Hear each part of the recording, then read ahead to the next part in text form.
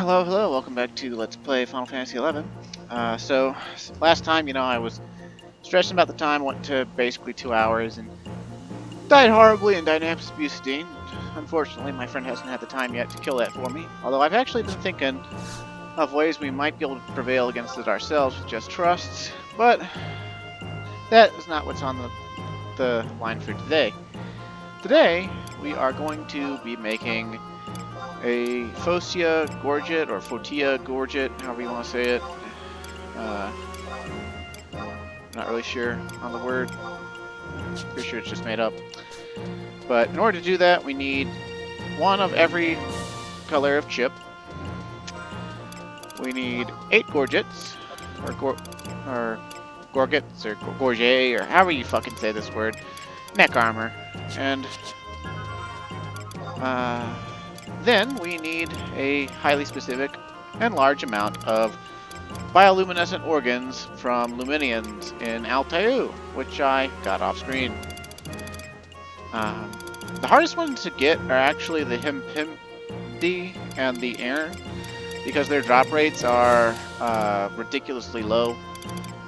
Fuebos are from sharks, and they're very easy, and the higher level sharks can actually drop 2 at once. Zomets you can guarantee if you attack the Zomets that have children following them. The adult Zomet will always give you an organ. And Yovras, while Yovra itself is very hard to kill, you only need 10. And it's 10 because each Gorget normally requires 1, but the light and dark Gorgets, or light and shadow, they require 2, of course. So, even though they're not, that doesn't make them any better, actually. It's just kind of funny. And this is actually a quest that takes place in the Tabnazian Safehold. Also, you probably noticed by now I'm on Summoner. I've been working really hard on Mythic Weapon Skill Latents, and this is the next Latent that I've been working on. I'm nowhere near breaking it. I just decided, you know what, I'm going to record. I'm going to have to switch up my inventory so much anyway, because I have to get all my organs out of storage and just, get everything going anyway. I've actually broken 9 of the mythic weapons now. So I've done, let's see, Blue Mage, Red Mage, Dragoon, Dark Knight, White Mage, Puppet Master, Thief, Dancer, and Bard. And some of their weapon skills look really cool and really fancy and have really cool sound effects, and others of them just look kind of eh. I mean, most of the mythic weapon skills look really cool. The mythic weapon skills were like the first weapon skills they added to the game since like they added them in I think 2000 and it was either late 2006 or early 2007. I'm pretty sure it was early 2007. I remember being excited about it during a Christmas time after I'd gotten to the end game. But anyway, to get these Gorgets or Gorgets or however you say it.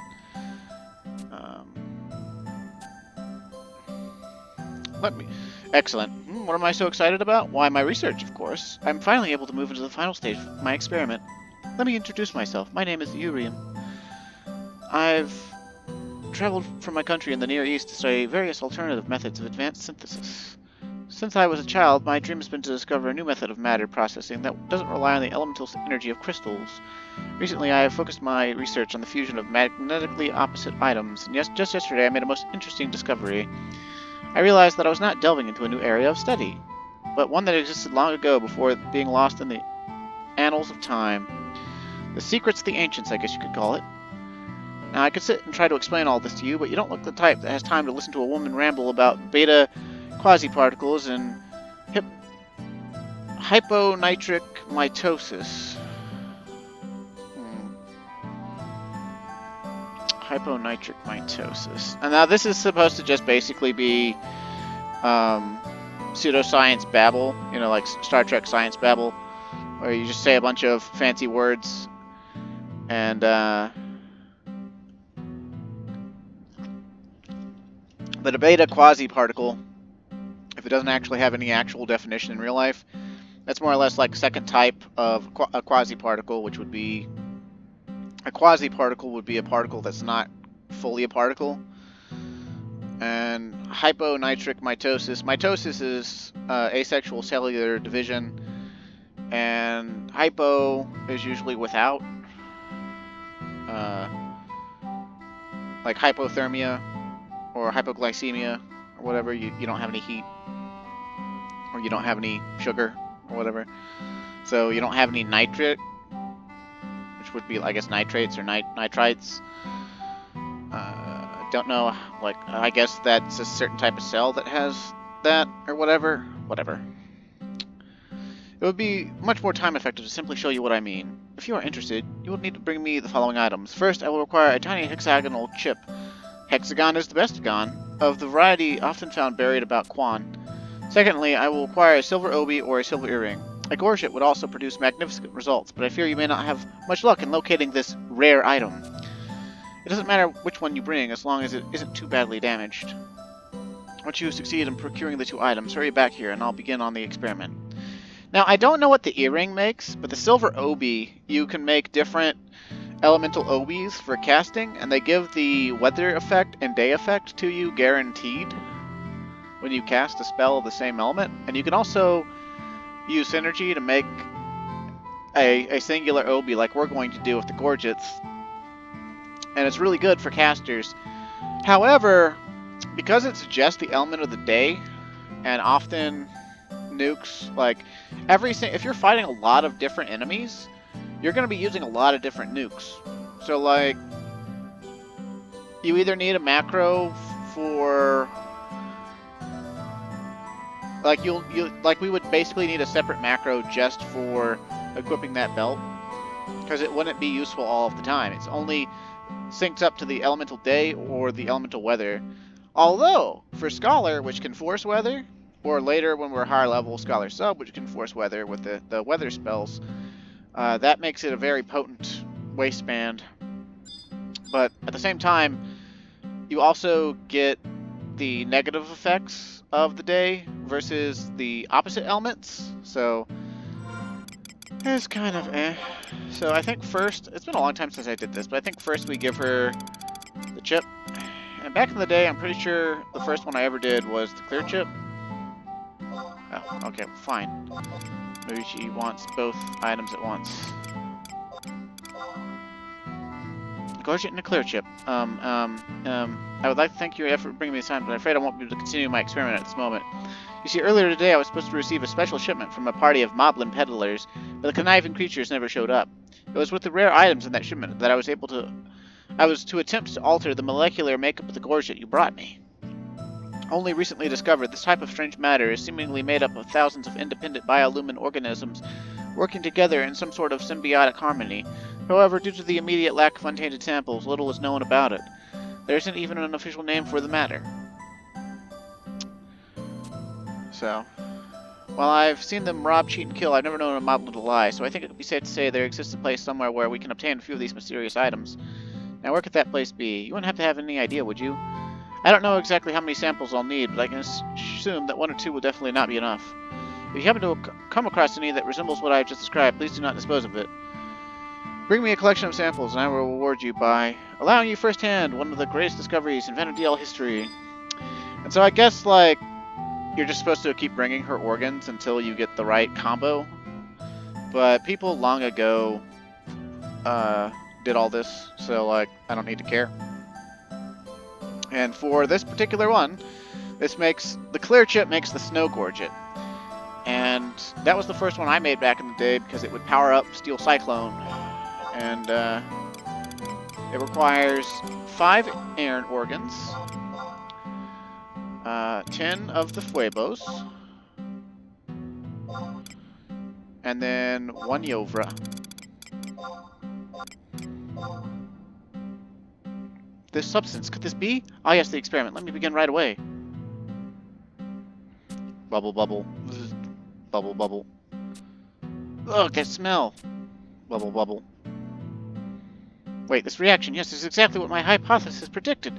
The bonding of the hexochip's nanoplasmic beta quasiparticles with the polyfluorescent biomatter has resulted in the artificial generation of an exodermic layer of neoluminic residue on the armor. In other words, the power of the original album has been enhanced exponentially.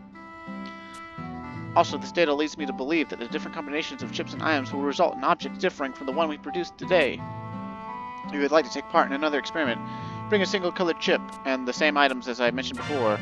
And if those moblin peddlers don't show, I might need you to bring some of the biolumin matter as well. Thank you again for all your assistance, and I hope I can work with you again in the future. You make a fine assistant. Okay, so we can see what these Gorgets do individually. They have a latent effect, and they are level 72, all jobs. Latent effect increases weapon skill, accuracy, and damage. And what this latent effect actually is it's like weapon skill accuracy plus 10%, basically to the first hit of your weapon skill. On multi-hit weapon skills, the Gorgets are not quite as effective because they only affect the hit that is fully modified by weapon skill modifiers. And then the increases damage is actually, it's always written in text as increases weapon skill damage by 10%, but what it actually does is it adds 0.1 to the TP floor modifier of the weapon skill's first hit, which, if the weapon skill's first hit has an a TP floor modifier of 1.0, then that would be a 10% weapon skill damage increase. But a lot of weapon skills have less than 1.0, especially if they're multi-hit, or more than 1.0. And so, it's interesting. Also, some multi-hit weapon skills, they apply their first hit's TP floor modifier to every single hit in the weapon skill. And it's different with every single multi-hit weapon skill. So, like, for instance, Evisceration has its FTP go across all hits, but Rampage for axes does not. So it's, like, you gotta kind of look into this to see what these Gorgets actually do. But the beauty of what we're gonna do when we synergize it, when we make the Fotia Gorget or the Fotia Gorget or however you want to say it, it combines all the Gorgets into one. So we're gonna have one super Gorget that buffs up every single weapon skill in the game. It's a very beautiful thing. So let's see, we did snow. Let's do green chip next. I believe that will make the breeze Gorget.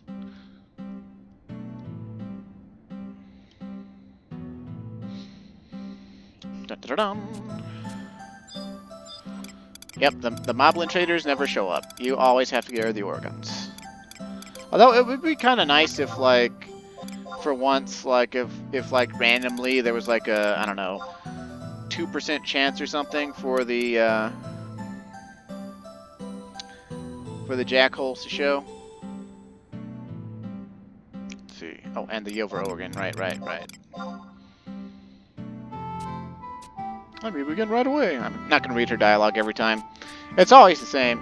Ah, my eyes! Well, okay, last time it was, the stench. But this time it's, my eyes.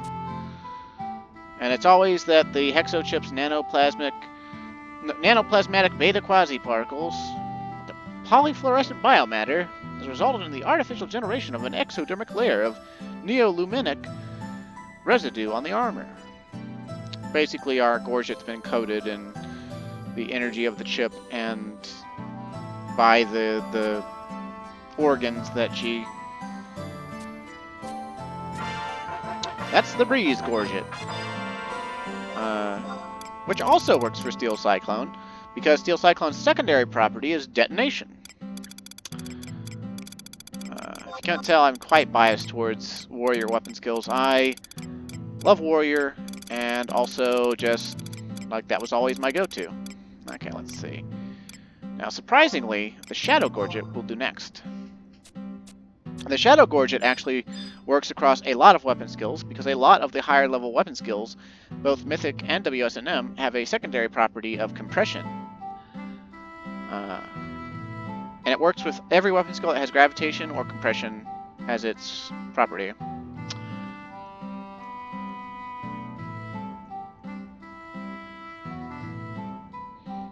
Just gotta look up which organs.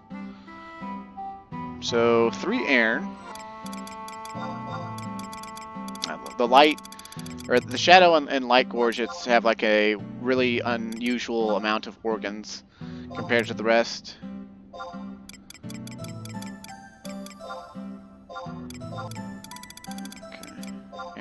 and 2 Yovras. Dun dun dun dun! Ah, my jacket! So Snow stank, Breeze blinded her, and Shadow has gotten something all over her jacket.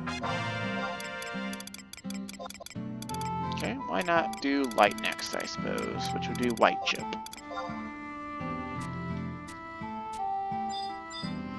Okay, so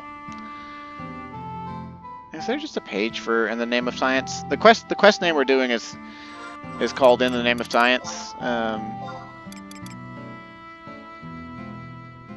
don't know if it'll actually show up in current just because we have it activated. Because technically we've completed it. And sometimes on repeatable quests, so they don't put it back into the current one. Let's see. Yep, In the Name of Science. Dun-dun-dun. Man, what a fucking shit show. Urim wants to show you the fruits of her research, but lacks the materials to begin the final stage of the experiment. You know what you have to do. And it's like, I do?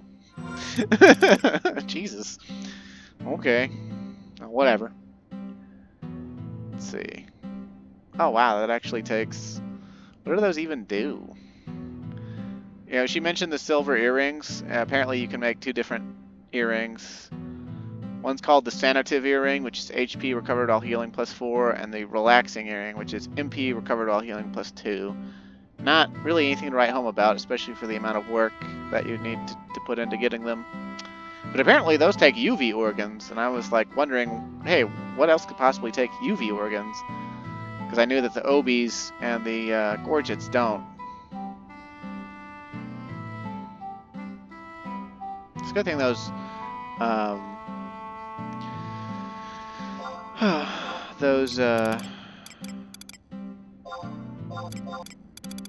come on, brain, work with me. 3.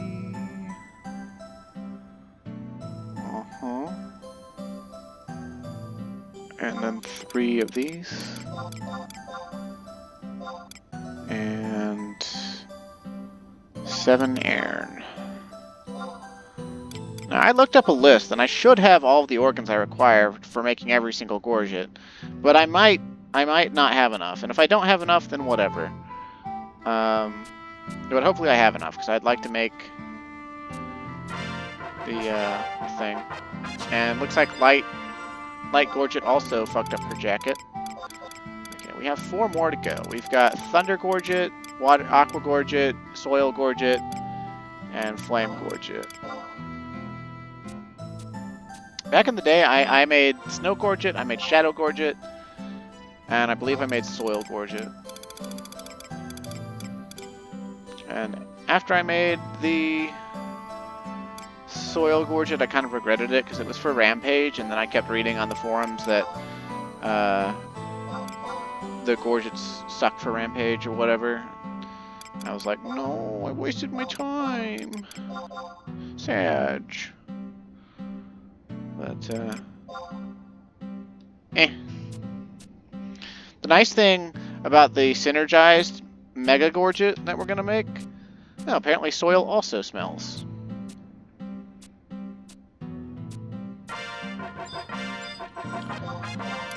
Okay, so purple chip.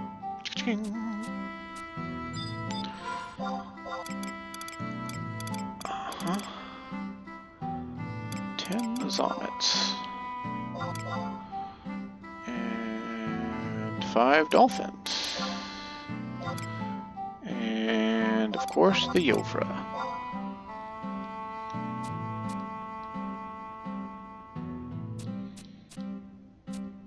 Oh, Thunder fucked up her jacket too. For a minute there, I thought only Light and Darkness were gonna have fucked up her her jacket. Okay, so for the Aqua Gorget, what do we need to give you?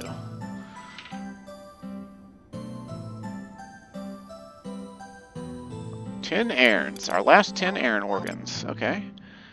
And then our last 5 Dolphin organs, and kaboom.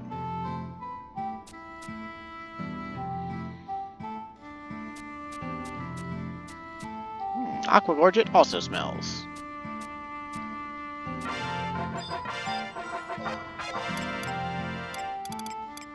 Kind of curious if you do this quest and get every single Gorget and every single Obi and both earrings, if like you can't do it anymore.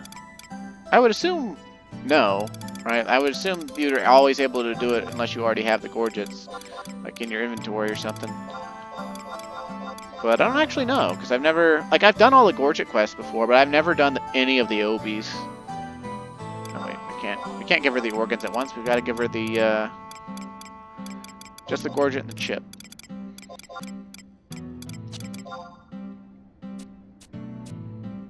Yeah.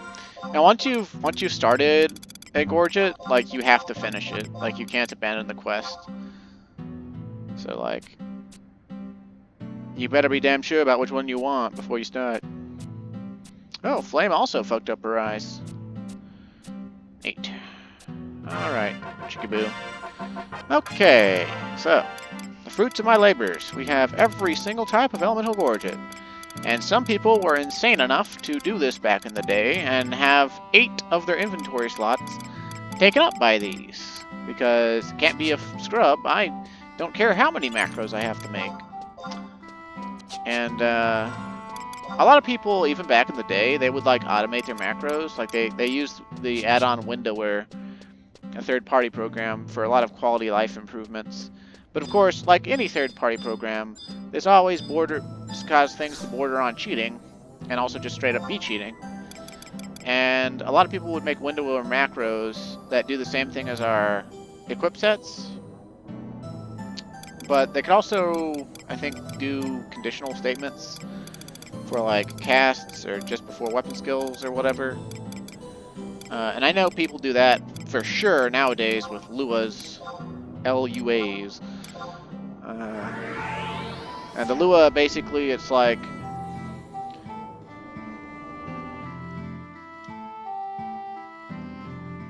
automatically equips the best set for whatever the weapon skill you're doing. So like instead of making a general purpose like weapon skill set and using it across multiple weapon skills, even if it's not exactly the best for those, you wind up like the Lua just like the way you program it, you know, it's like if you know this set of gear is the best for Savage Blade and you do Savage Blade, then it equips that for you. Like it takes all thought out of things. But anywho, this is what we're making, the Fotia Gorget. TP not depleted when weapon skill used plus 1%. So basically that's an effect later that gets abbreviated down to save TP.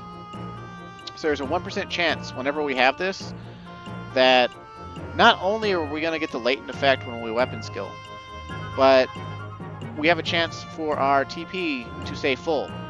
So like if we save up to 3000 TP and we weapon skill in the Fotia Gorget, 1% chance that we don't need to build TP again and can weapon skill again right away. So that is a big deal. Okay, so I'm not sure the best way to build this up. I just know that like I'm already such a good synergist that I can like use the pressure handle when we get up to like 25% impurity ratio, and then we'll never explode or have a lower chance of exploding. Okay. Of course, this causes the pressure inside to be all buildy. I also don't think it prevents leaks or anything. I'm not 100% sure on that. Okay, yeah, so we're leaking fire now, and there's a good chance we'll have to like put fire back in whenever we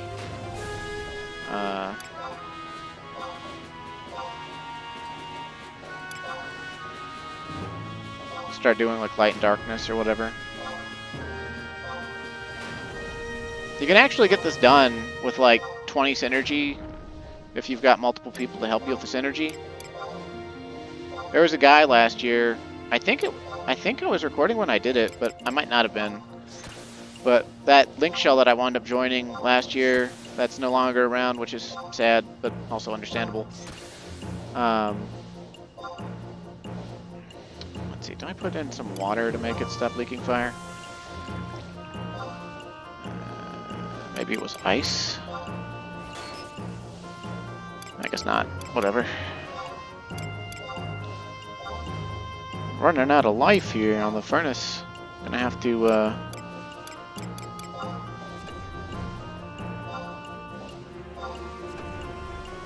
just get on with it here. Might take me a couple tries to make this. Man, if it ever explodes, this pressure rating is ridiculous.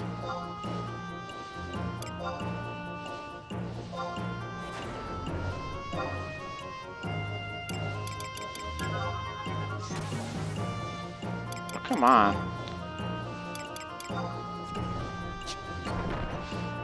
Damn it. Okay, I'll try it again. Could you replenish my fee well and charge me an arm and a leg? Yeah.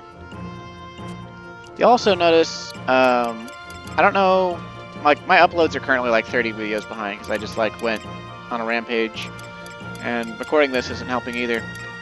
But you know, I was in Dynamics Busini last time, and I was actually able to beat the attestation monster for the relic sword. And so I went ahead and spent a lot of my money, and I got a 100 gold piece, which is worth 10,000 Ordell bronze pieces. So I now am over halfway to completing a relic weapon, which is the closest I've actually ever been to completing a relic weapon. So I'm actually going to make the Excalibur for Red Mage, although I think I actually still need to get a relic sword from Dynamics Wonders. Okay. So maybe we should do the light and the darkness first, and maybe the earth first as well. I'm not 100% sure on how we should handle this synergy, because requiring both light and dark is kind of tricky since the values are so low. Because every time we put in one of the opposite element, you know, the opposite element goes down. So I don't know, but eh. Safety lever, please.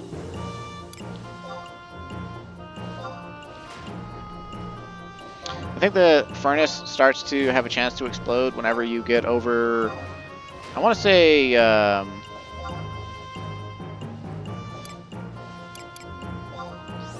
30% or something? Thunder that causes? Something about opposite elements are supposed to be able to stop the furnace from leaking.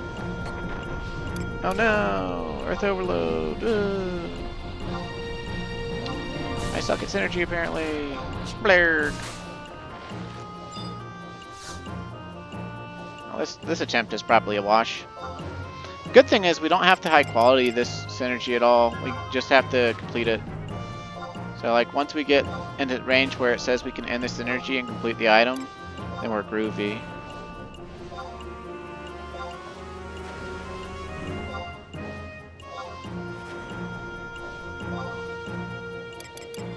Which I don't remember having this much of a problem with this one back in the day, but I also wasn't synergizing on camera or caring about the number of attempts it took or anything, so I don't really remember if I did it in 1 try or 2 tries or 3 tries or 4 tries or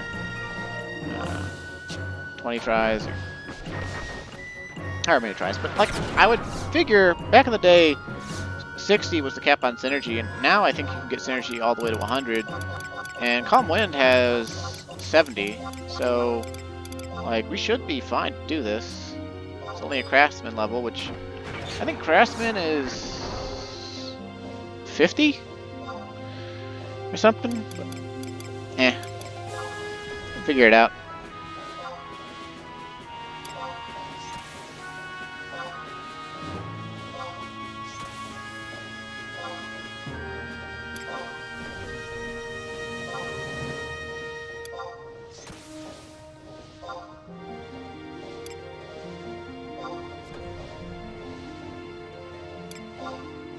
Safety lever, please.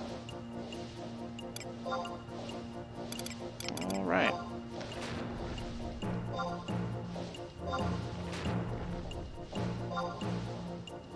Oh, come on, not darkness. Like, I mean, that would be an easy leak to fix, I guess, but it's still kind of annoying.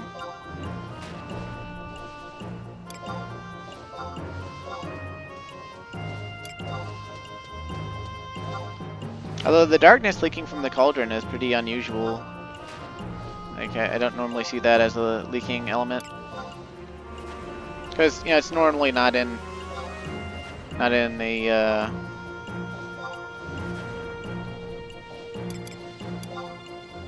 recipe or whatever. Let's see, get some, darkness back in there.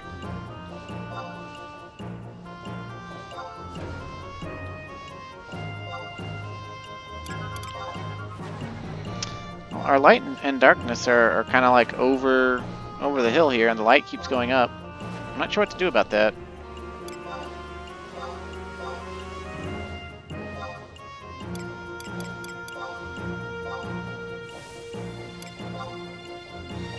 We operate the pressure handle with like no pressure handle. Okay, we would be done, but like I don't know how to lower the light element there.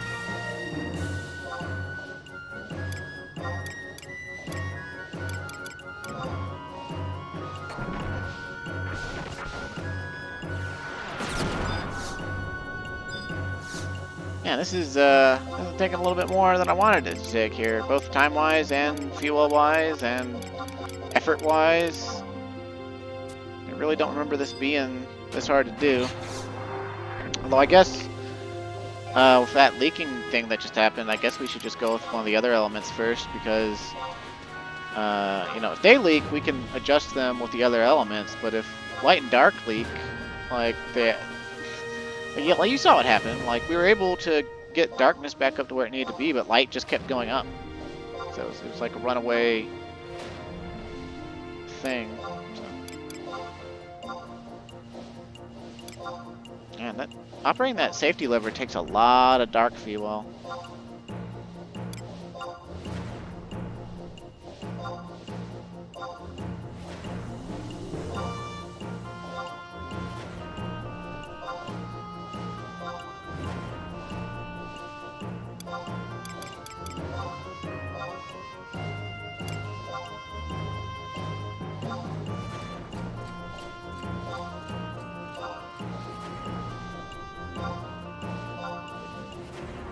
Oh, come on, not the 57. Come on now.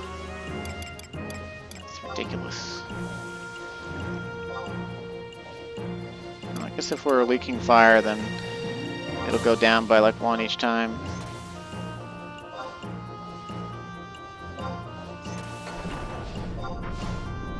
Uh-oh, we're gonna lose a bunch of fire.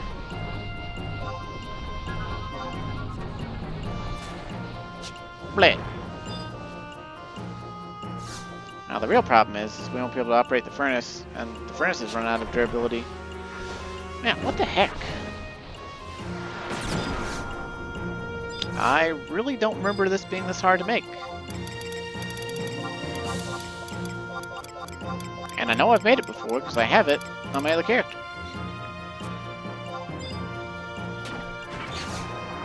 And I didn't have any help making it either, because none of my friends were interested in doing synergy. Although once I got synergy to 60, they were all interested in getting augments and getting their own Fotia Gorgets. I helped my friends make their Fotia Gorgets. That's because sometimes the way things go with friends in MMOs, though. Kind of like how I'm like begging Vox to help me kill Dynamis Bucidine. It's like I try to talk to her like outside of game and like be your friend, and like she's great, but like we don't 100% know each other. Like, we know each other a little bit. But, like, she lives in California and is a hot Asian accountant. And I live in Georgia and I'm sort of like an idiot country bumpkin.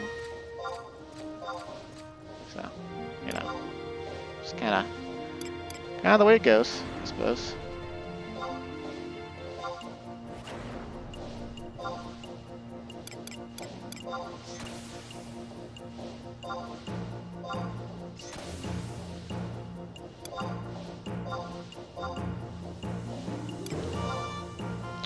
I might get it on this one. It'd be really nice.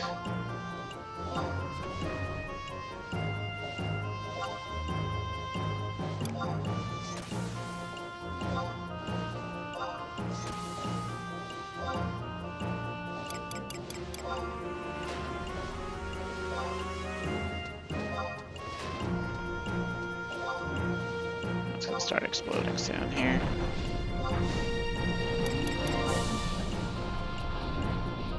Synergy! Fotia Gorget has been successfully synergized. Hoo-yah! So more or less, this is specifically a next slot weapon skill piece, and we will put it in all of our weapon skill setups. Because even if it's not technically the best damage thing, like by like the hardest of math,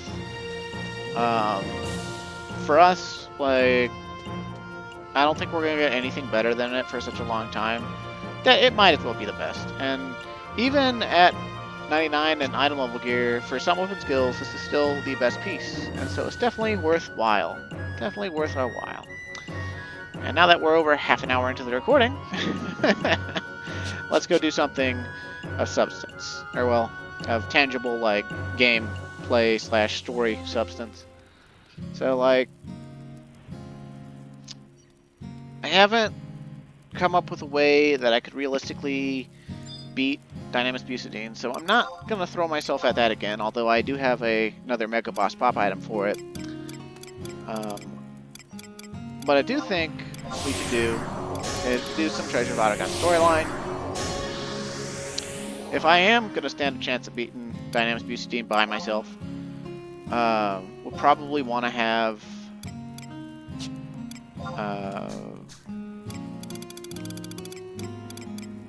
come on, brain, work with me.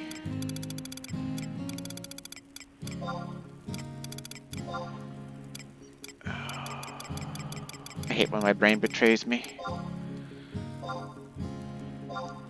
5 trusts. We'll want to have access to 5 trusts. You know, this whole time, like all this crazy stuff I've been doing, we have had only the ability to summon 4 trusts. And we can actually get up to being able to summon 5. However, in order to do that, we have to advance Treasures of Aht Urhgan to the point where it intersects with Rhapsodies of Vana'diel, and then go back and do the Rhapsodies of Vana'diel quest that will give us the Rhapsody in Crimson. And that would be really good, because it would give us a whole nother NPC to deal damage, to cure, to support, you know, to do whatever.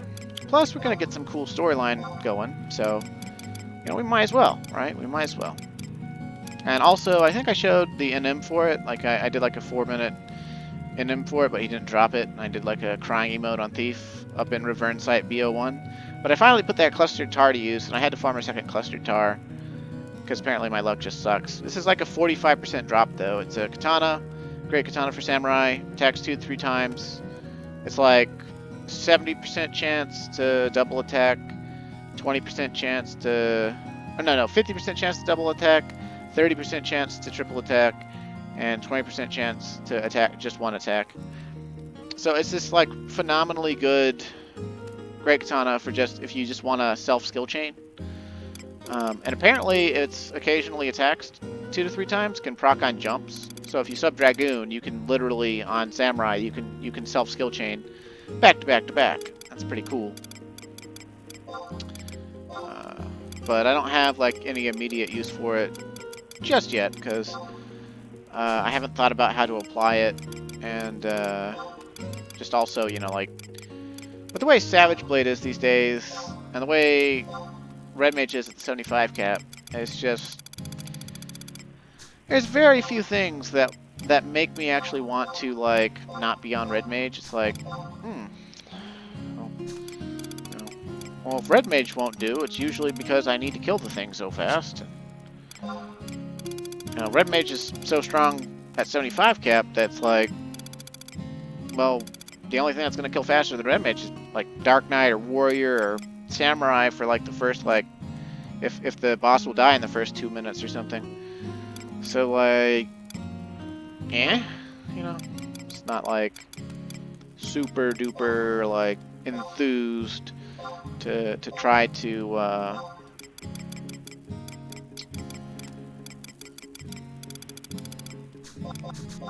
you know, like do unique setups or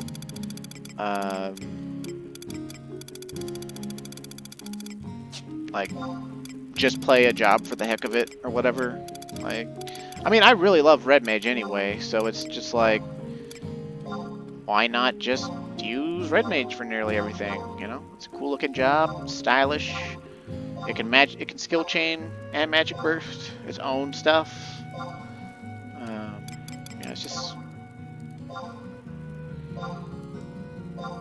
one of those things. Yeah, I had to put away most of my gear that's usually clogging up my inventory to hold all those Gorgets and organs and stuff. But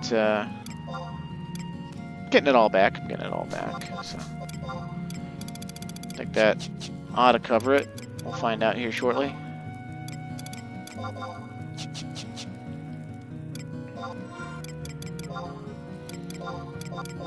Alright, looks like our TP setup is good to go. Weapon skill setup, we need to alter. It says Red Mage Strength, but because it's Savage Blade, but we can put on the Fotia Gorget. And later we'll be able to get a belt that does the same stuff as the Gorget from Abyssia. We'll have to get 8 different elemental belts off of specific notorious monsters and then synergize them together. It's about the same difficulty as the Fotia Gorget, and it's the same exact effect, but for the belt. And I think, though, that it also has Conserve TP plus like 7 or something like that, which Conserve TP is different from Save TP. Conserve TP is there's a chance for a portion of the oh, I didn't grab my marine gloves, I guess.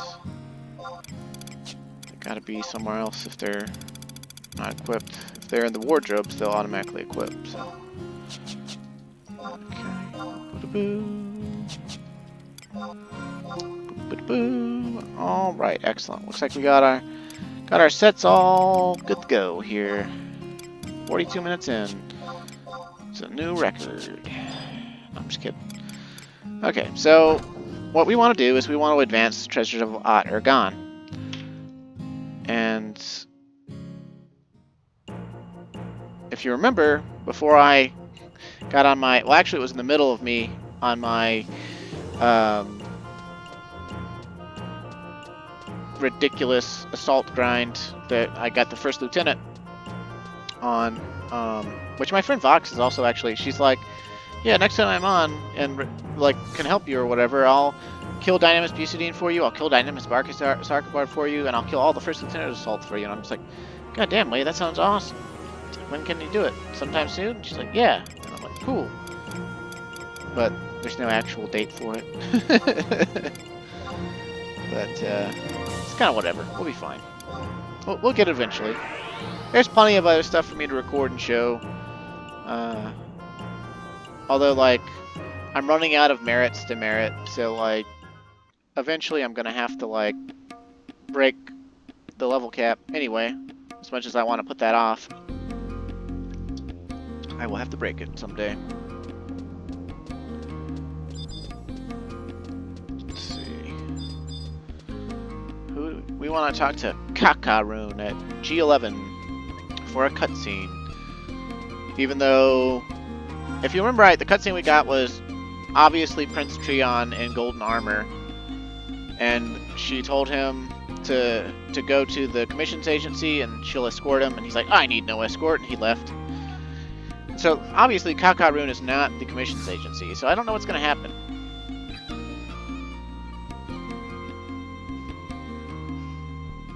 Oh, look at those little nose wiggles. Kakaroon got cheap info, yeah. You got big gil? Kakaroon got big info. You looking for something? You need big info? Ho ho Roon! You look for a shiny shiny armor elven and weirdo with silly mask. Kakaroon, no weirdo. Shiny elven, shiny elven. Da-da-dum. I wonder who weirdo with silly mask is. Mercenary man. Kakaroon like things that go clink clink, yeah? No I don't. Not on me. Yeah, I got 1,000 gil.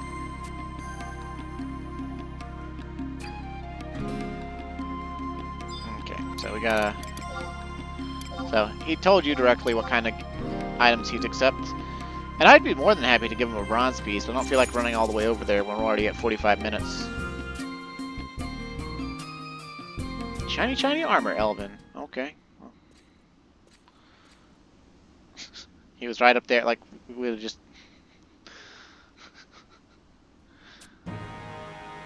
We paid 1,000 gil to know where someone who was in plain sight was. I sure am. I'm also the adventurer you met during the Paladin AF quests. The particulars are not important. Suspicious about this place. They recruit mercenaries with what approaches desperation, and are surrounded by fiends more bloodthirsty than the most savage orc. And yet this grand empire has such a small standing army. The more I investigate, the more I encounter the strangest things. Strange? You want to hear strange? Oh ho ho, Rune! Kakarune knows something strange. What's this? Well, out with it then. Shiny, shiny Elvin is scary. But it's okay. Everyone here knows this strange thing. Kakarune will tell you without clink clink. You not forget. You no forget kind Kakarune, yeah? Most strange thing in Alzabi is the astral candy sense. All who come to Alzabi want to see this thing, yeah? Astral Candescence. Yeah, astral candy sense. Shiny, shiny Elvin not know the big info, yeah? You and shiny, shiny Elvin are mercenaries, yeah? You new to Alzabi? I have heard of this object. An acquaintance of mine made some mention. Ho ho, Rue. It is spinning, spinning, always spinning. Very pretty, yeah.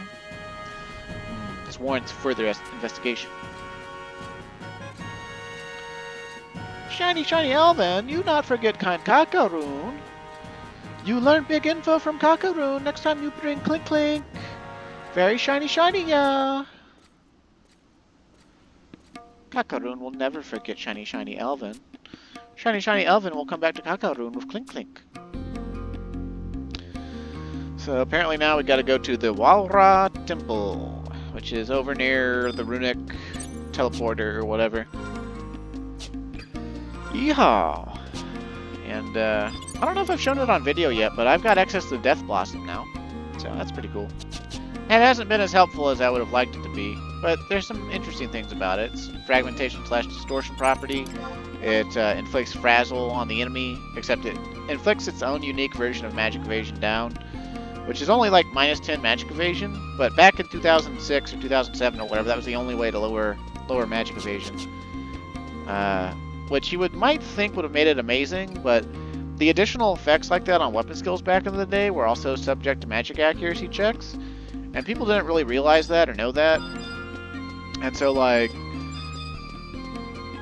without any like magic accuracy here back in the day, you know, you couldn't really know it or do it or whatever. So the effect worked on a lot of things, but also didn't work on a lot of things.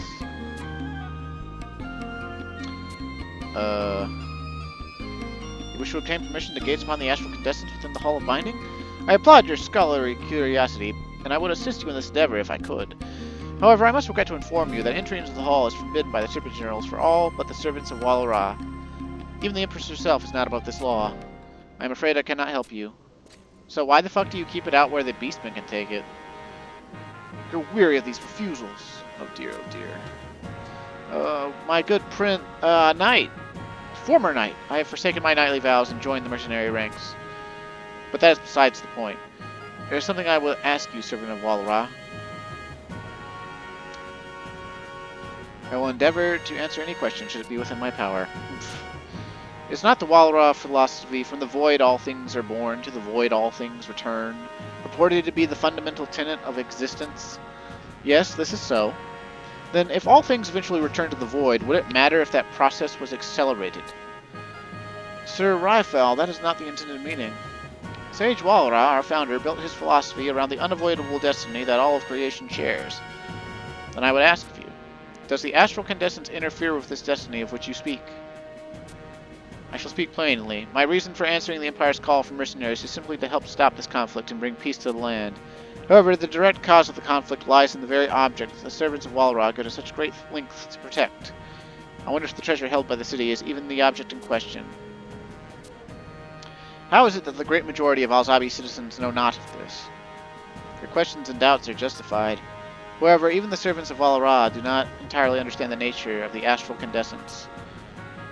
Do you still plead ignorance? Very well, but heed my words, servant of Walra. If you keep to your current path, an even greater conflict awaits to engulf you. Do not think that I, Raphael, will stand by in quiet acquiescence. Okay, Prince Trion. I occasionally become the target of frustrated questioning by unbelievers. I feel my words are hard. I feel my inadequacy most keenly when I fail to help a soul understand the teachings of Walra. Such trials are part of my never-ending lessons on life. In fact, there was another who came to the temple quite recently, a Yagudo monk. He was possessed of a much gentler mien than the Golden Knight, but his questions were much the same. No matter their agenda, the servants of the temple are always ready to welcome those who express an interest in the teachings of Walra. Sage Walra once said, "I alone do not possess all the answers. Let us ponder the mysteries of the universe together." Shared knowledge is the shortest path to enlightenment. You have come all the way to the capital of a distant nation. Perhaps you should take the opportunity to share your thoughts with others. I am certain you will find the practice beneficial. I seem to recall the talk of the Shara Rat Tea House becoming a popular gathering place for visitors to Alzabi. Why not start your path to enlightenment there? Okay, dude. Sure thing. So now we gotta go to the tea house. The tea house we've been to many a time at this point, since I've done, like, a ton of the job and side content around Aht Urhgan. Yeah, the main story to Aht Urhgan, it's kind of like dipping your toes in the water, like, finding out what this place is like.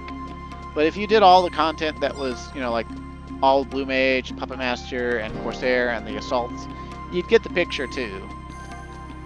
But eventually, the storyline for Aht Urhgan will delve into its own deep lore and divinities and things.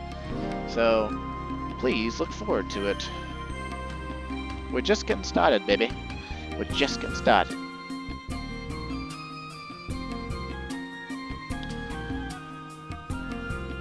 I do not understand. Those curs of Walra, it was just as you described. They did nothing but mock my poor queries. What am I to do, Gasso? Sir Rafa, I have acquired some information. The astral wind. I hear these words often on the lips of Alzabi citizens. The astral wind. Yes, this is the name given to the ethereal breeze that stirs the air around the astral condensance. The wind arises whenever the astral condensance is set within its plinth, creating a sweet melody of unearthly timbre.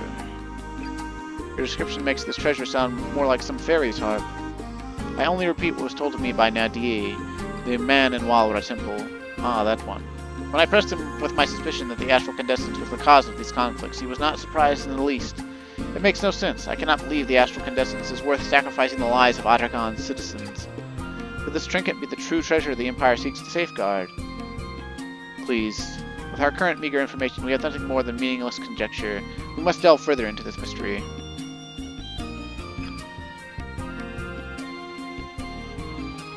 I beg your leave.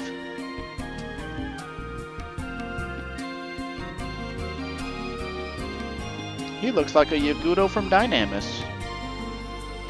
Guess so. I would stay away from Salahim Sentinels.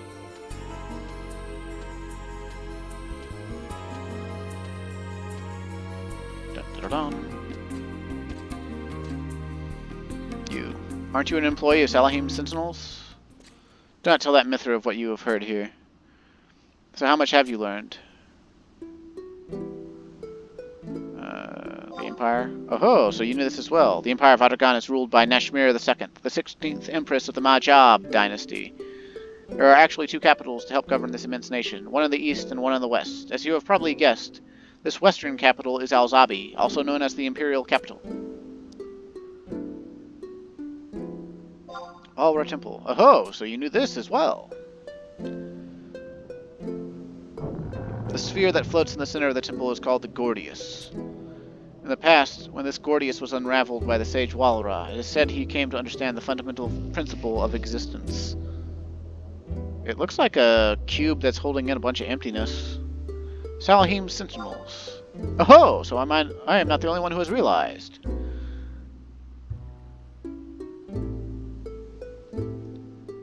That company is where I endured the worst insult of my entire life. Now, she's not so bad as long as you fuck her in the butt. Rifle's secret. What is this? My secret? Explain yourself. I am nothing more than a mercenary who has left the life of a temple knight behind him. It's like a bad role player. You really are, obviously, a deadly Taratari. Oh, of course he's from Bastok. Oh. I, Raphael, could never be that proud and dignified.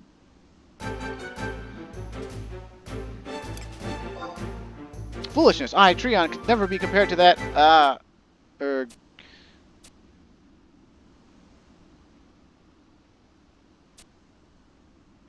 You have me.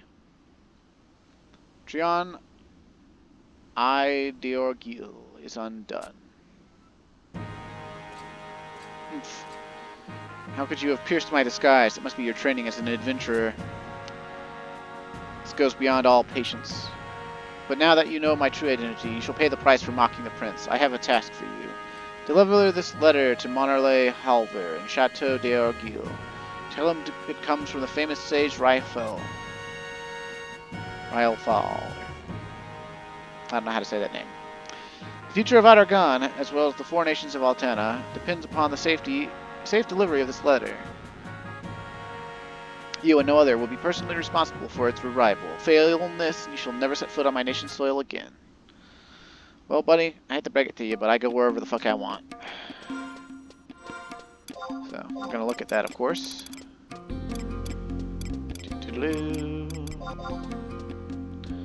A letter you agreed to deliver for Railfall, the sage, or was it mercenary? You can barely make out the words Chateau d'Orgil on the envelope. Ah, so we're not gonna brazenly open this one, huh? Okay.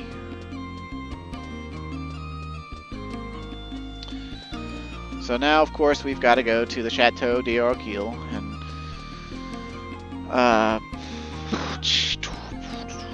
talk to Halver. It's pretty straightforward. Although, of course, back in the day, to do this, right, you'd have two options. You'd either shout for a teleport here and get teleported to Lathane Plateau and then ride a chocobo up through Lathane Plateau, through West Ronfar, to southern Sandioria. Or you would take one of the warp Taru-Tarus back to Juno. Or, if you had your home point in Sandioria, you could use a warp cudgel or a warp scroll or the spell warp. Or, once you warp back to Juno using one of the warp Taru-Tarus, you could take the airship. But, point is, it would have taken longer to get here. So, you're welcome for teleportation, I suppose. Uh-huh. Dun, dun, dun.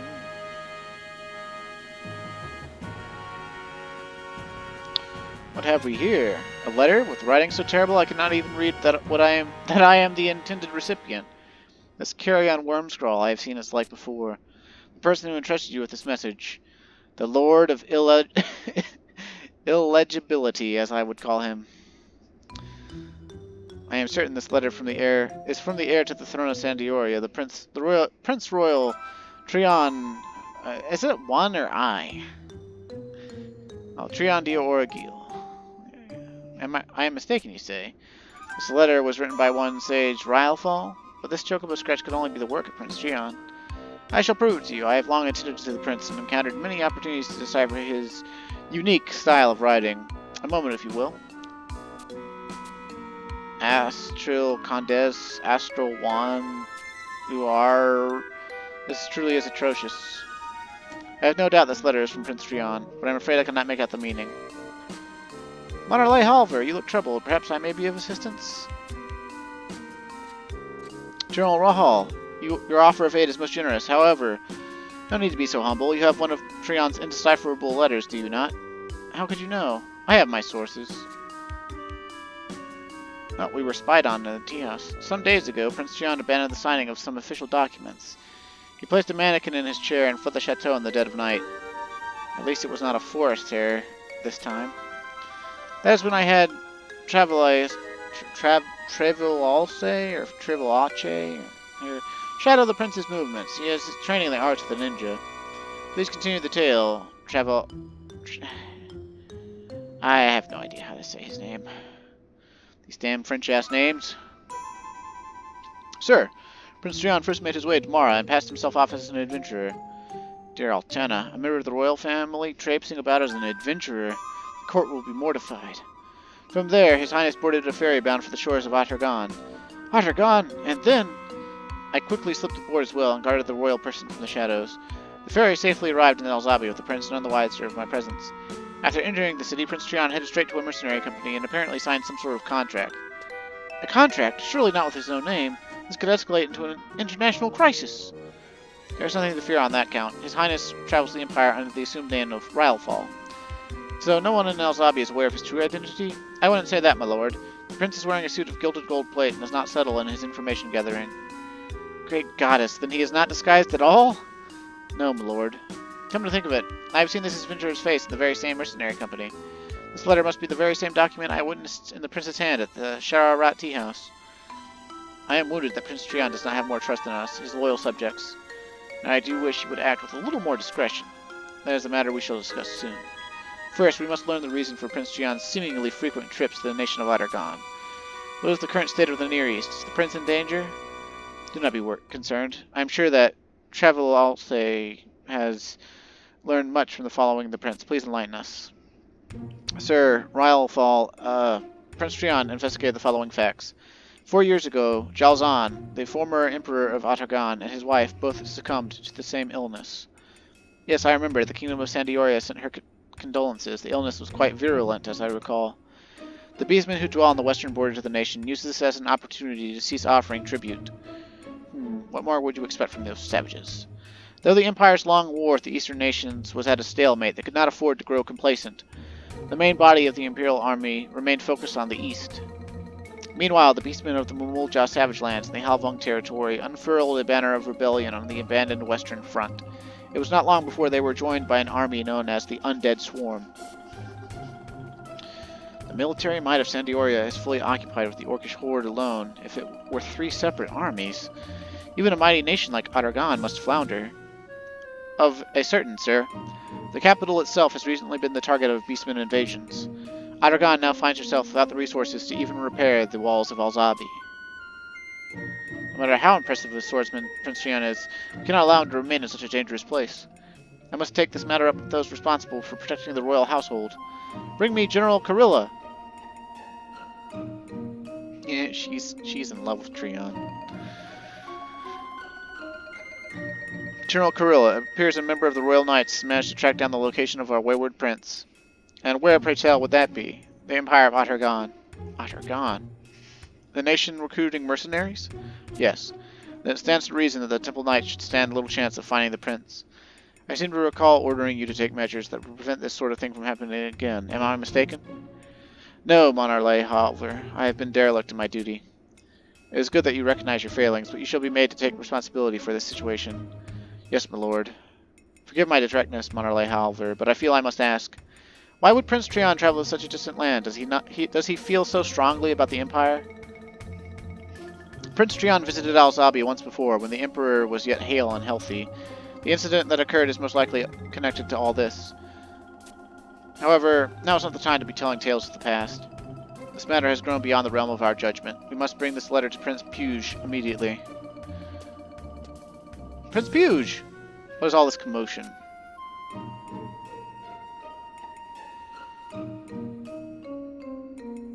how like Treon to rush off without so much as a word. He has earned a reputation for action before thought. Your Highness, this is the letter we believe to have been pinned by your brother. Travelalse may have provided enough keys to unlock this rambling script. This may require some time. There's no need to convene a meeting of linguists, however. Let me see this letter.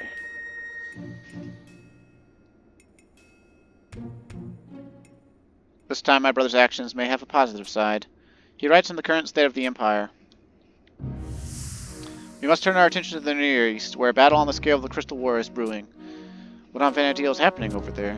There is an overwhelming reason for the beastmen attacks on Al-Zabi. I will read to you what my brother has written, word for word. At the center of this conflict is a treasure known as the Astral Condescence. This object emits an enchanting melody, unheard by mortal ears. The melody envelops and fills those nearby with boundless energy, be they person or beastmen.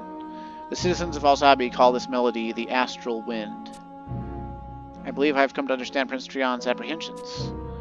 You are not alone in that feeling. Then we are in agreement. However, have messengers sent to the other nations immediately. We must convene an emergency meeting of the nations. Understood, Your Highness. And the location? The location? Send a request to Juno to secure a meeting room in the Grand Duke Palace. At once. Prince Puge, what shall be done about Prince Treon's frequent excursions outside of the kingdom? I do not wish to be rude, but we are well aware of how the prince reacts to attempts to dissuade him from this course. That is true. Having the heir to the throne playing at being a mercenary will not improve Sandioria's image in the eyes of the world. The solution is simple. I shall write my brother a letter. A letter, Your Highness? Yes, I have an idea, but I shall need a volunteer to deliver it safely to Al-Zabi. I suggest Travelalse. He is well versed in the geography of the region. Excellent, let it be done. I will not fail you, Your Highness.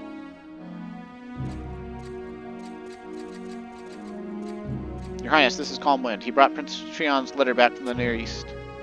Is that so? I do not approve of my brother's rash actions, but he does have an eye for trustworthy messengers. Calm Wind, I am sure you were exhausted from your long journey, but your presence will be required at the meeting in Juno. We may have need of your testimony. Calm Wind, arrangements for the meeting will be made in all haste. Make your way to Juno as soon as your preparations are complete. Dun, dun, dun. I never thought the situation to be this grave. Oh snap, they're making it sound all super serious. How long until we walk back into Salahim Sentinels and get cucked by Nadja Salahim?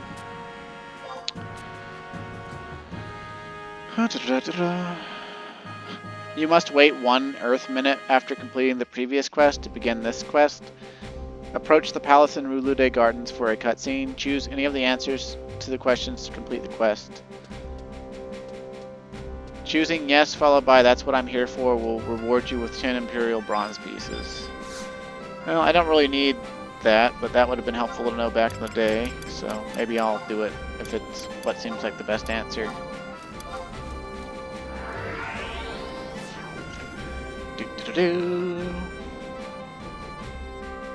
But yeah, man, okay, so like Aht Urhgan has like an entire eastern front, and that's where the majority of the military is. They're apparently fighting with like the Far East, I guess, or something, or maybe the other half of their empire is fighting itself. They just like fighting everybody, man.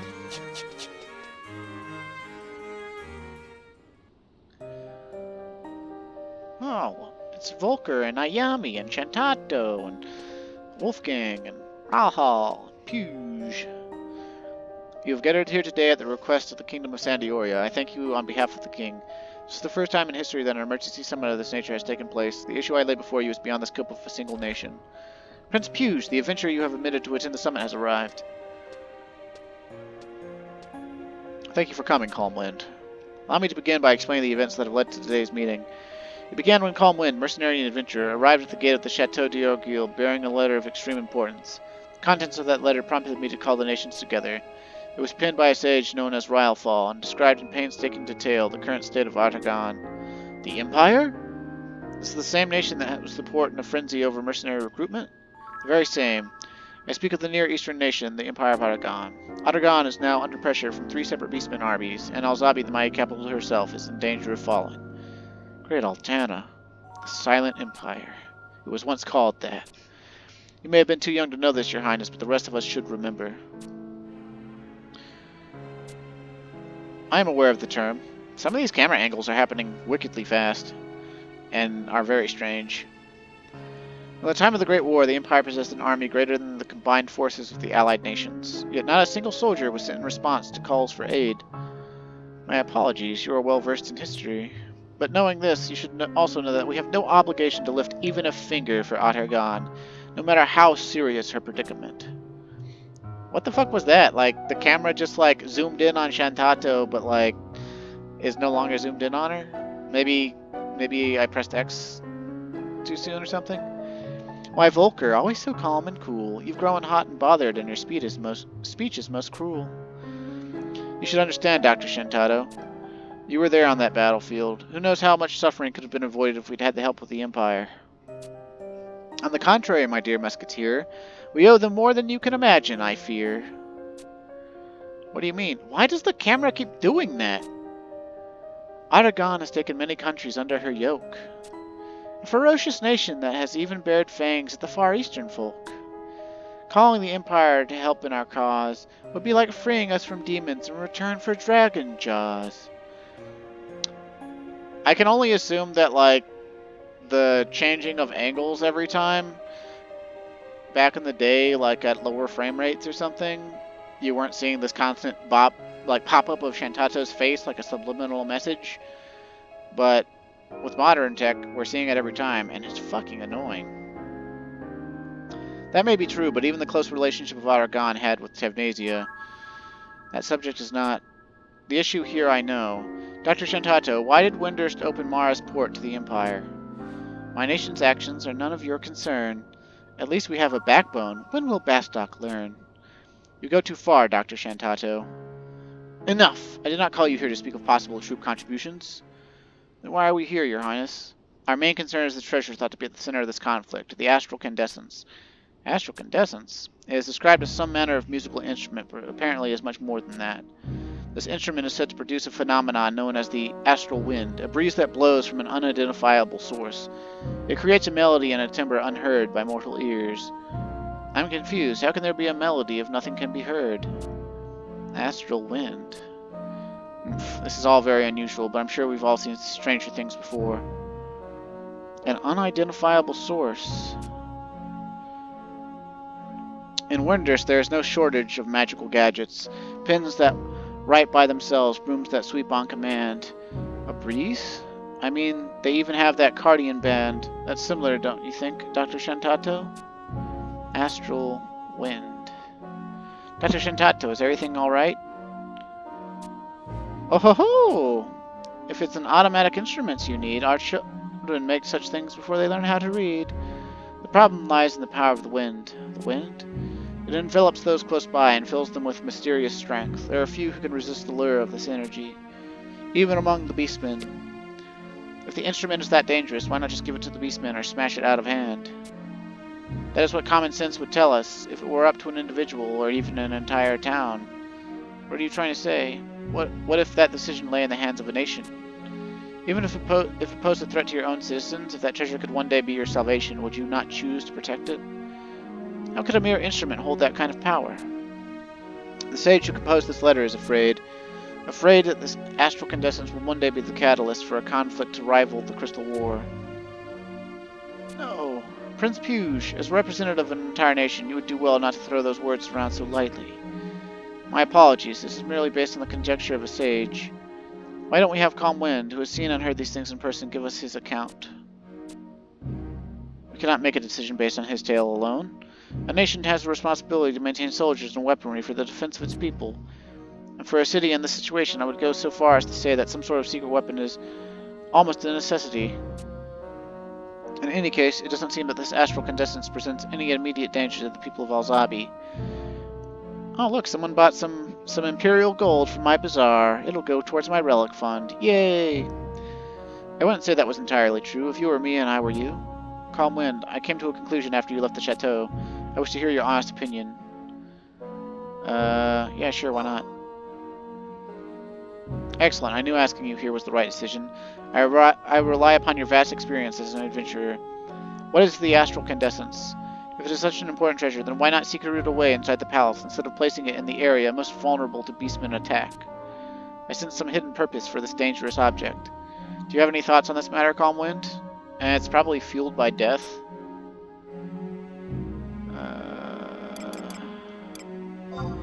The Walra philosophy? What manner of learning is this? What connection does this philosophy have to the astral condensance? From the void all things are born, to the void all things return. I do not understand what this void they speak of refers to, but this philosophy is not so far from our own belief that all life begins and ends with Great Altena and the Mother Crystals.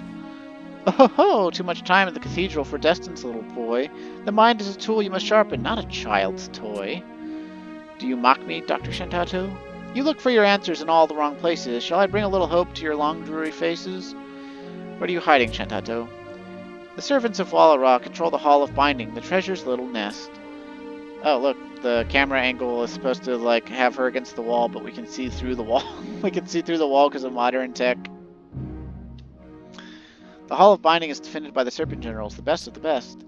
The Serpent Generals, a name I have heard, each one is said to be worth 1,000 soldiers.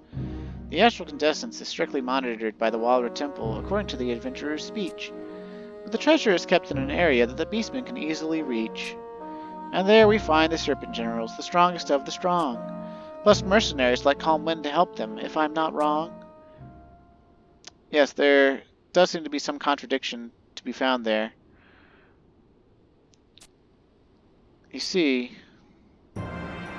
this is a huge game of set the trap and wait, and the astral condensance is the very tasty bait.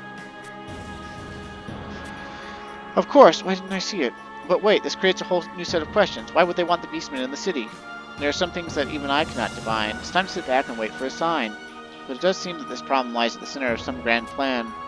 Without concern for the people of Alzabi, we need more information.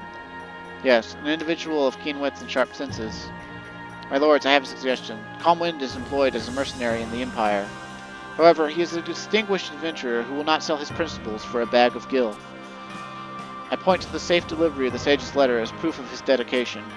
A long journey without promise of reward, and I am sure that all of you present have had numerous beneficial dealings with adventurers. They have earned our trust and respect. That is why I put forth the motion that we have Calm Wind return to the Empire and fight as a mercenary. We cannot allow any more blood to be spilled by beastmen, even should that blood belong to another nation's people. And if Calm Wind can improve his standing enough to bring him close to the Imperial Palace, we may learn the ultimate goal of the Empire. You'll find no argument here. Adventurers have been the quiet heroes in many of Bastok's darker moments. An idea that creates less work for us will not find me making a needless fuss. How does the Duchy of Juno stand on this? In agreement. The linking of our auction house services has strengthened the ties between Juno and the Empire, but economical matters are superseded by politics. All in favor? One moment. As Ralphal warned, this problem is not likely to remain constrained within the borders of the Near East. All the lands of Anadil, including our 4 nations. Urhgan is the word for world in the language of Aht Urhgan, and this lurking threat could plunge it entirely into chaos. We lay this mission before you, Calm Wind. Will you consent to take up this burden? What am I, a donkey?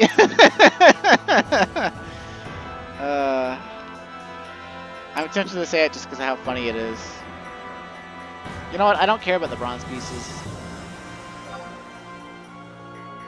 An adventurer is free to choose his own path. However, what I ask of you is for the sake of all Vanadil. I'm sure that when the time comes, I can rely on you to perform your duty.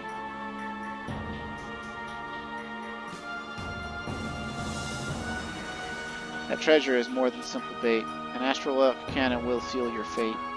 If the Empress goes too far in her game, I'm curious to see how it turns out all the same. Dun dun dun dun.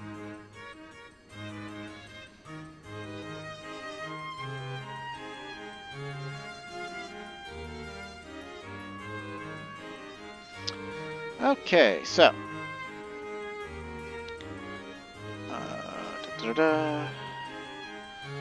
now we gotta go back to the Shararat Tea House.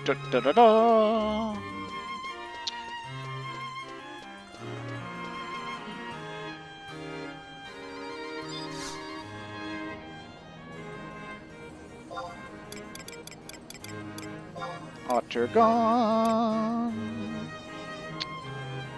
I think technically Home Point 2 is the closest to the tea house. Not 100% sure.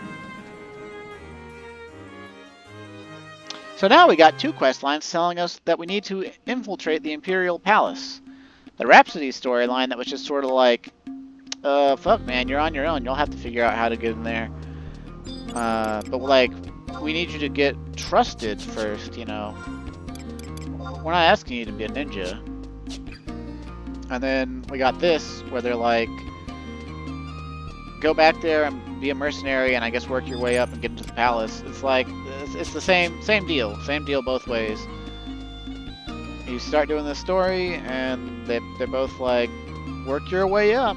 Grind, baby, grind. And we have grinded. Not that you don't actually need to earn mercenary rank though in order to progress this quest line. You just need to actually progress the quest line.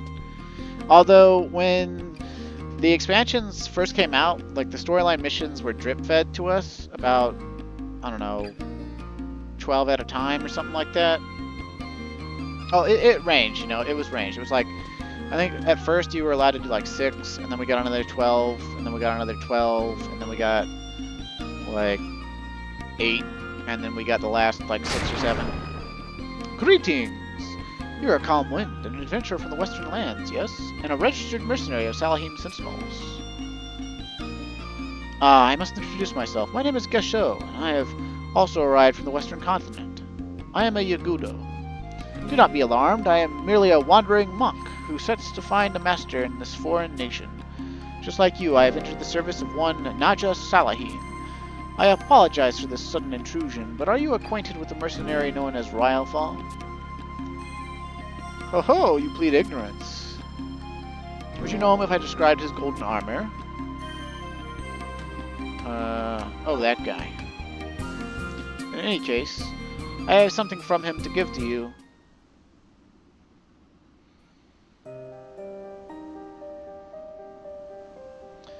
The Empire of Aht Urhgan and the nations of the Far East have been at war for decades.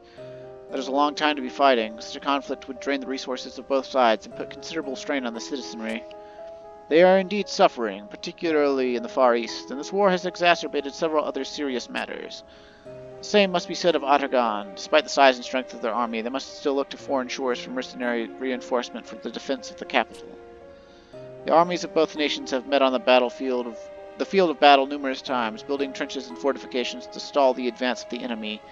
Now the front line can move neither forwards nor backwards. Trench warfare. If I were the Empress, I would want a weapon of great destructive force or some sort of magic. Or even send spies to the enemy cities or main travel routes to destroy their supply line. Both sides have these options, of course. Why do you grow silent? Have I said something untoward? Oh, he just mentioned sending spies, and I guess I was all like, ew. Also, fun fact, the Yagudo are not native to Mindarsha. They're actually like from the Far East. And that's why they have katanas and stuff. So, he told us that he was from the Western Lands. But why would he refer to it as the Western Lands? So, it's getting some pretty obvious foreshadowing here that Gesso is actually from the Far East. No, it is just sometimes hard to believe you are a simple mercenary when such talk of strategy escapes your lips. Ah, you are right, I must be more careful. And I am not the only one, it seems. You are rather well versed in the Far Eastern predicament, considering you are meant to be a Mindarshan Yagudo. Nay, I merely repeat what I have heard. We should be focusing on... Guess so? Is something wrong? A skulker in the shadows. Show yourself! Chevalossi! You know this man?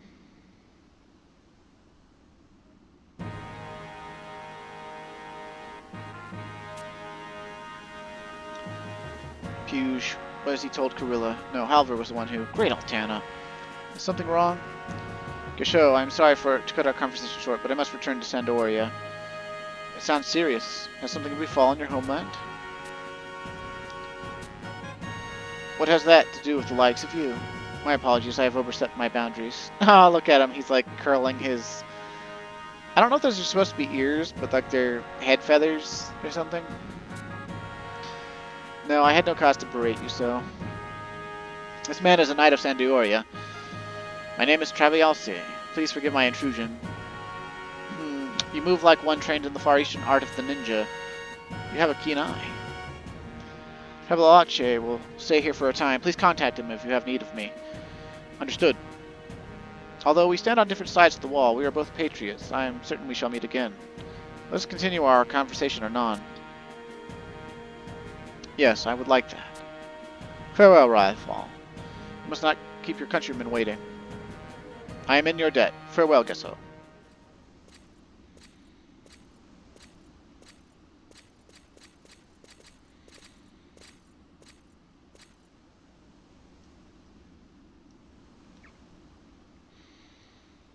And so he left for his homeland. I imagined he would be docking in Mara at about this time. That one holds himself like a king.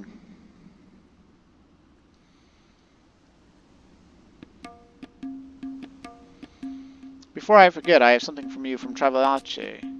Or Travialce, or... I'm hoping that name stops popping up soon. Very well, Comland. I take my leave of you here. If our president should discover us loitering in the street, it will mean our heads.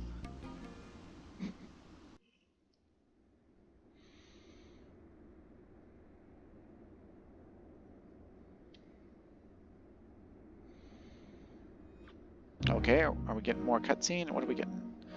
Oh, the 4 nations of Altana have gathered in Juneau for an emergency summit. Oh, it's the Empire. It's a guy who looks like Calm Wind. Damn. His face is showing up all the time. And you're certain one of our mercenaries was seen there? Yes, your magnificence. Oh, we got someone behind like a drape of stuff. You have served us well. You may go. Dismissed. Sir.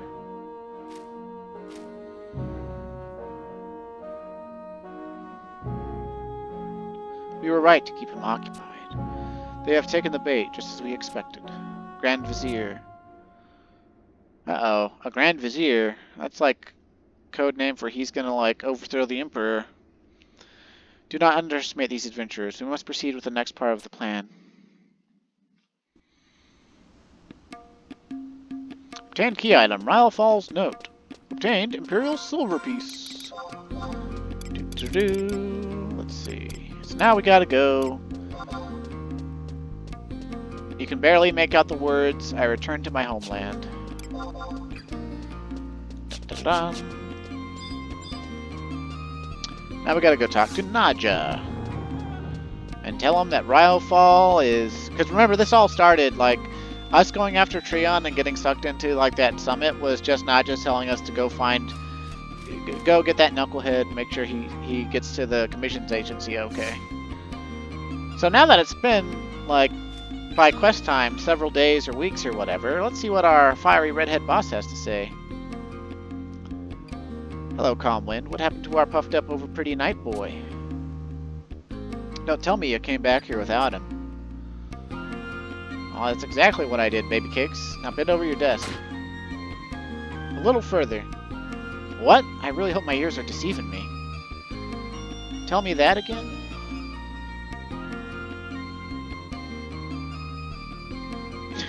Is a prince. I went home. Are you telling me that blockheaded knight took out with so much as a by your leave, Miss President? He's got a lot of nerve to test the patience of Naja Salaheen. And don't think you're off the hook either. Why didn't you go after him? Surely you don't think that a mercenary was free to do as he pleases, did you? And you didn't go leaving Alzabi ignoring the fact that you were on one of my errands, did you? Both you and Ralphal have been signed a binding contract with me, or had you forgotten? You belong to me. Forever, always, until death, you mercenaries are my pawns. That's fine with me as long as you've been over the desk. If you had the free time to be gallivanting to foreign countries, then you should have been signing up for a bunch of missions. You should have been contributing to the success of this company. That's what's known as a team player. It's not too late for you. Chase him to the end of the world if you have to, but track down that Rylefall. Well, now she says his name right. You know what?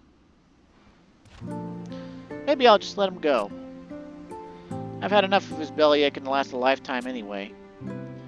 Come to think of it, didn't he say he was from the Middlelands?